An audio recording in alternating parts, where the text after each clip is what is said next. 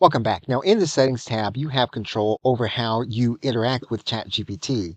And if you look at the general settings, you can change the overall theme from the system. You can use the dark theme or the light theme, or you can use the system default, which is typically going to be the light screen. When you are using data analysis, you can make it so that ChatGPT will show you the code that it is using in order to generate your results. You can toggle on this button.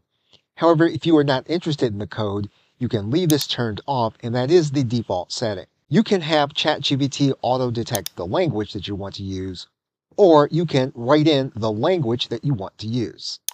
In terms of archiving the chats that you have, you can manage this process.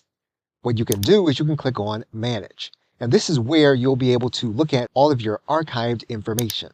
Now, what you can do is you can go into ChatGPT. You can make it so that all the existing chats that you have available to you here on the left side menu can be archived. So what we can do here is we can click this button. We can then archive all of our chats. What you'll see then is that the chats have now disappeared from the left side menu. We're now going to go back to our settings. If we go to the Managed area, you'll be able to see all of the chats that you have available, and you can click on them if you need to access them. If you want to delete all your chats, you can click this button that says Delete. Now, ChatGPT does have voice enablement, and you can make it so that ChatGPT will read back to you your answers in a specific voice.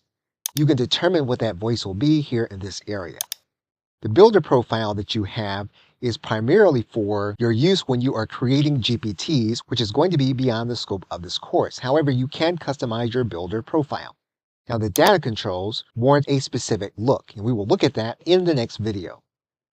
Okay, so with that, thanks, and I will see you in another video.